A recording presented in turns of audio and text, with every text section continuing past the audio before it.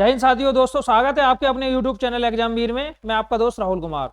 दोस्तों आज बात करने वाले हैं एसएससी सीजीएल 2025 के नोटिफिकेशन के बारे में।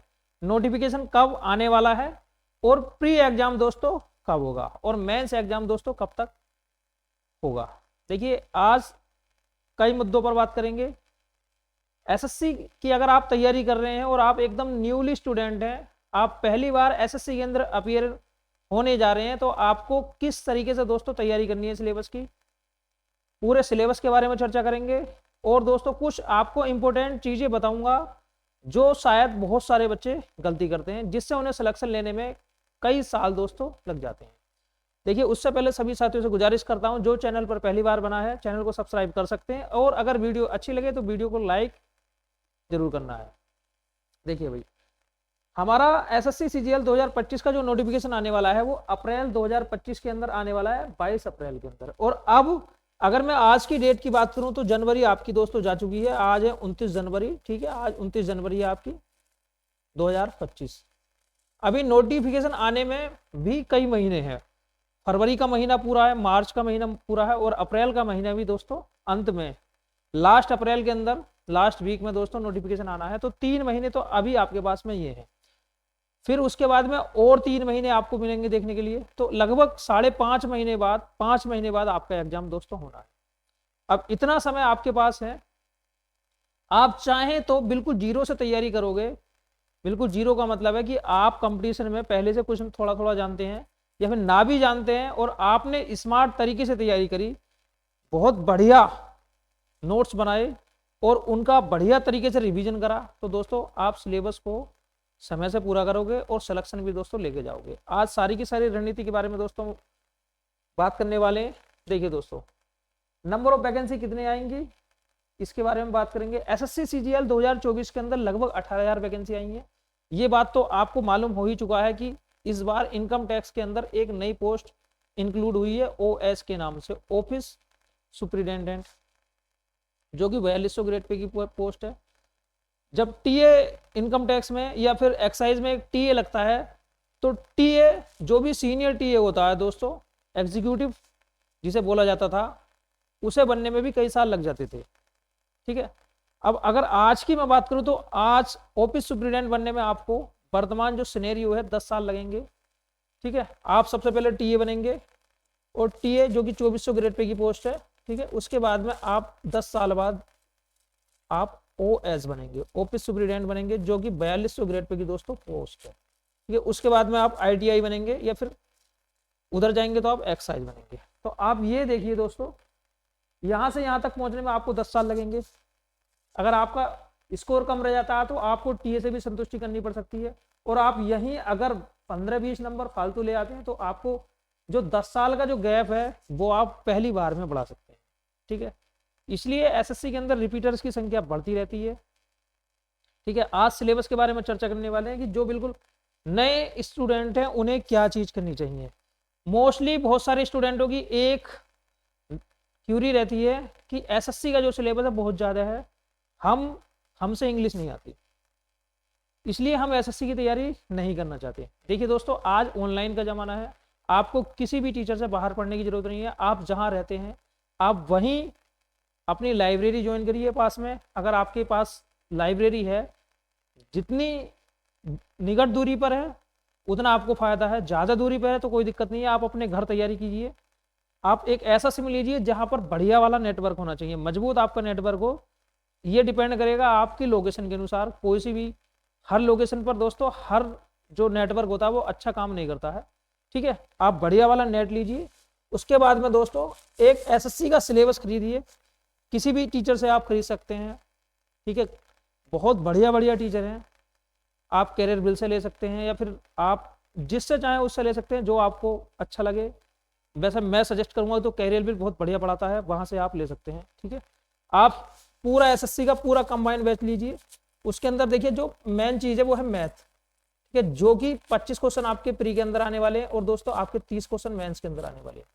बहुत ज्यादा अहम रोल अदा करने वाला है। ठीक है, उसके बाद में हम आ जाते हैं रीजनिंग पे। यहाँ भी 25 क्वेश्चन आपके आने वाले हैं और 30 क्वेश्चन मेंस के अंदर आने वाले हैं। और इनसे ज्यादा जो महत्वपूर्ण है वो है दोस्तों इंग्लिश। एसएससी के अंदर इनसे भी जो ऊपर है वो है इंग्लिश। ठीक है, इंग्लिश की अगर बात की जाए तो 25 क्वेश्चन आपके प्री में आने वाले और 45 क्वेश्चन आपके मेंस में आने वाले। लगभग देखिए इतना वेटेज यहाँ इंग्लिश का रहने वाला है। 70 क्वेश्चन इंग्लिश से आने वाले हैं अकेले, 70 क्वेश्चन अकेले इंग्लिश से दोस्तों रहने वाले हैं। तो सबसे ज्यादा जो वेटेज है वो इंग्लिश का है। ठीक है, उसके बाद में अगर मैं जीएस की बात करूं तो दोस्तों जीएस में 25 क्वेश्चन आपके प्री के अंदर आने वाले हैं और 25 क्वेश्चन आपके मेंस के अंदर आने वाले, 50 क्वेश्चन जीएस का रहने वाला है। तो अगर आपको एसएससी निकालना है, रेलवे निकालना है, तो सबसे जो ज्यादा अहम योगदान देता है वो देता है मैथ और रीजनिंग। आप नोट्स बनाइए जितनी जल्दी हो सके, आप अपने सिलेबस को कंप्लीट कीजिए। जैसे अगर मैं अपनी बात करूं तो मैं तो एक यूपीएससी एस्पिरेंट्स हूं, मेरी स्पीड इतनी बढ़िया है और मेरे अंदर इतनी क्षमता है, ये सारी की सारी क्षमता पढ़ने से हुई है। जब लगातार आदमी बहुत दिनों तक तैयार करता रहता है या फिर आप छोटे काम से बड़े काम पर जाते हैं तो आपकी जो एफिशिएंसी होती है वो बहुत ज़्यादा बढ़ जाती है। शायद ये एफिशिएंसी एसएससी की तैयारी के दौरान नहीं थी, अगर उस टाइम होती तो आज नजरिया ही कुछ और होता। ठीक है, टाइम आपकी जो एफिशिएंसी है उसे बढ़ा देता है। जैसे जैसे आप किसी भी एरिया में लगे हुए हैं तो आपकी जो कैपेसिटी है वो ऑटोमेटिकली दोस्तों बूस्ट हो जाती है। अगर मैं मैथ की बात करूं दोस्तों तो आप मैथ के अंदर, भाई मैथ के बिना एसएससी पॉसिबल नहीं है, मैथ के बिना रेलवे पॉसिबल नहीं है और ना ही रेलवे का एग्जाम मैथ और रीजनिंग दोनों के बिना कहीं से कहीं तक ही पॉसिबल नहीं है। और अगर मैं नौकरी की बात करूं दोस्तों तो ऐसे एग्जाम जहां थोड़ा बहुत मैथ रीजनिंग आ रही है, इन दोनों के बिना पॉसिबल है ही नहीं। ठीक है, वो बात अलग है, सब्जेक्ट के स्पेशलिस्ट होते हैं जैसे टीजीटी पीजीटी के एग्जाम है या फिर ऐसी जगह जहां पर स्टेनो वगैरह का एग्जाम है जहां पर मैथ नहीं आता, वो चीज अलग है। लेकिन जहां अगर इन दोनों की सूरत आपको देखने के लिए मिल रही है तो इनके बिना पॉसिबल नहीं है। तो आप मैथ के लिए बढ़िया तरीके से नोट्स बनाइए। जैसा मान लीजिए भाई एक चैप्टर आपने पढ़ा नंबर सिस्टम अगर आपने पढ़ा, जैसे गगन प्रताप पढ़ाते हैं, अब तो अभिनय सर भी पढ़ाते हैं, राकेश यादव सर पढ़ाते हैं, उन लोगों ने 20 क्लासों के अंदर नंबर सिस्टम पढ़ा हुआ है। 20 क्लासों के अंदर अगर नंबर सिस्टम पढ़ाया हुआ है तो आप लाइब्रेरी के अंदर जाओगे या घर बैठोगे, शुरू में आपको परेशानी पड़ सकती है, लेकिन आप एक दिन में कोशिश कीजिए लगभग 3 से 4 क्लास आप एक दिन के अंदर करिए। 3 से 4 क्लास आप एक दिन में करिए। आप अपनी कैपेसिटी के अनुसार, आप अपनी क्षमता के अनुसार ये चीज कर सकते हैं। आपको लगता है कि एक ही क्लास करनी है, 2 क्लास करनी है, तो आप 1-2 क्लास भी कर सकते हैं। अगर मैं बात करूं तो मैं एक दिन के अंदर अगर 20 क्लास है, अगर मुझे टाइम मिले तो एक दिन के अंदर पूरी की पूरी सारी की सारी क्लासें निपटा सकता हूं, या हद से 2 दिन के अंदर, 2 दिन के अंदर। क्योंकि जब आप यूपीएससी की तैयारी करते हैं तो आपकी जो कैपेसिटी है वो बहुत हाई हो जाती है, बहुत बढ़िया हो जाती है, क्योंकि वहां लंबे टाइम तक पढ़ना पड़ता है। ठीक है, और बहुत देर तक पढ़ना पड़ता है। एसएससी भी कम नहीं है, यहाँ भी बहुत पढ़ना पड़ता है। ठीक है, तो आप कोशिश कीजिए कि अगर आपको नंबर सिस्टम पढ़ना है तो आप लगभग उसे, अगर आप नए हैं तो आप 1 हफ्ते के अंदर कंप्लीट कीजिए। 1 हफ्ते के अंदर आप बिल्कुल बढ़िया तरीके से कंप्लीट कीजिए, उसके नोट्स बनाते रहिए। ठीक है, फिर आप नए चैप्टर पाइए। इस तरीके से अगर मैं अर्थमेटिक की बात करूं तो लगभग आपका जो अर्थमेटिक के अंदर सिलेबस है, ठीक है, वो 7 से 8 चैप्टर हैं बढ़िया वाले, लगभग 10 चैप्टर। ठीक है, 10 चैप्टर। इस तरीके से आप इन चैप्टरों को फिनिश करने में कितना टाइम लेंगे? 3 महीने। अच्छा मैं बताता हूँ, 3 महीने लेंगे आप, 3 महीने लेंगे। ठीक है, और इस दौरान आपको रिवीजन भी करते रहना है। जैसे मान लीजिए भाई आपने एक दिन में 5 क्लासें की, तो आप हद से हद ये टाइम लगाइए कि आपने अगर हफ्ते में 5 दिन पढ़ा है तो आप 2 दिन बढ़िया तरीके से जो चीज़ आपने पढ़ी है उनका रिवीजन कीजिए। कम से कम 2-2 बार रिवीजन कीजिए, जब तक वो क्वेश्चन आपको देखते सार ना बन जाए। रिवीजन सिर्फ नोट्स बनाने से भला नहीं होने वाला। बहुत सारे बच्चे क्या करते हैं, नोट्स बना दिए, दुनिया भर की कॉपी लिख के फेंक दी, लेकिन उनका रिवीजन नहीं करा। भाई सिलेक्शन रिवीजन से होता है, सिलेक्शन नोट्स बनाने के बाद होता है। नोट्स बनाना पहली स्टेज है। आप बहुत बड़ी गलती करेंगे, आपने दुनिया भर का बवाल सवाल अटरम सटरम लिख के फेंक दिया, और जब तक आप उसका कम से कम 5 बार रिवीजन नहीं करोगे, नॉट पॉसिबल।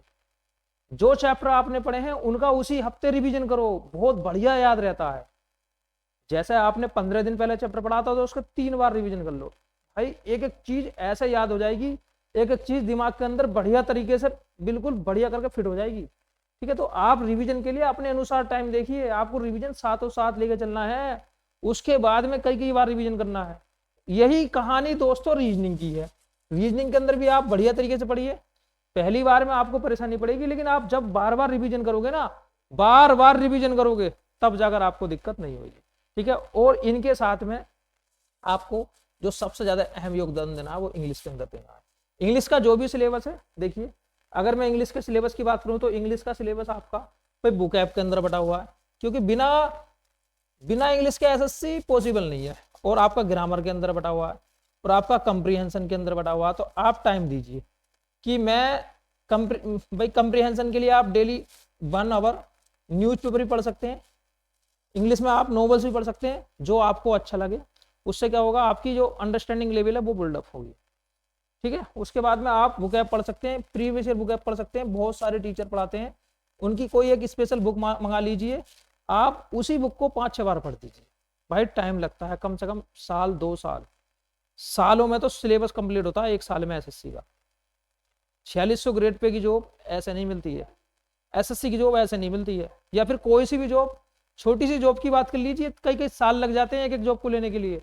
बढ़िया तरीके से तैयारी करोगे, स्मार्ट अप्रोच अपनाओगे, कभी भी फेल नहीं होगे कहीं से कहीं तक भी। और दोस्त ये भी कोशिश कीजिए कि इनके साथ साथ में बहुत सारे बच्चे ऐसे हैं जो क्या करते हैं, उनका ये टारगेट रहता है अभी हमारा जब प्री निकल जाएगा तब जाकर हम मेंस की तैयारी करेंगे, हम पहले हल्के हल्के सवाल कर ले में, पहले हम ऊपर के सवालों कर ले में। नो भाई नो, आप बढ़िया तरीके से करिए, जो भी चैप्टर पढ़ रहे हैं A to Z बढ़िया तरीके से पढ़िए। वो चीज अलग होती है जब आपका प्री एग्जाम होता है, तो उन चीजों का 15-20 दिन पहले, 1 महीने पहले ध्यान रखना पड़ता है। आप बढ़िया करके पढ़िए, जितनी आप गहराई में जाओगे उतनी चीजें आपके लिए बहुत आसान होंगी। प्री के एग्जाम के अंदर कोई भारी चीज नहीं आती है, आप फूंक मारकर सारे के सारे क्वेश्चनों को बना दोगे, अगर आपने बढ़िया तरीके से, स्मार्ट तरीके से और लगन से पूरा आपने अपना पूरा का पूरा फोकस देने के बाद तैयारी करी है तो। ठीक है दोस्तों, देखिए CGL 2025 की अगर मैं बात करूं तो यहाँ पर भी लगभग 2024 की तरह दोस्तों वैकेंसी आपको देखने के लिए मिल सकती है, क्योंकि एसएससी के अंदर जो इनकम टैक्स और एक्साइज है, उन्होंने बोला है कि जो प्रमोशन की जो प्रोसेस है वो दोस्तों 70% तो डायरेक्ट पद भरे जाएंगे और 30% दोस्तों प्रमोशन से भरे जाएंगे। ठीक है दोस्तों, तो मिलते हैं नेक्स्ट वीडियो में। आज के लिए इतना ही काफ़ी। अगर वीडियो अच्छी लगी है तो वीडियो को लाइक जरूर कीजिए, और चैनल को अगर सब्सक्राइब नहीं किया है तो चैनल को सब्सक्राइब भी जरूर कर लीजिए। मिलते हैं नेक्स्ट वीडियो में, आज के लिए इतना ही काफ़ी है। जय हिंद, जय भारत।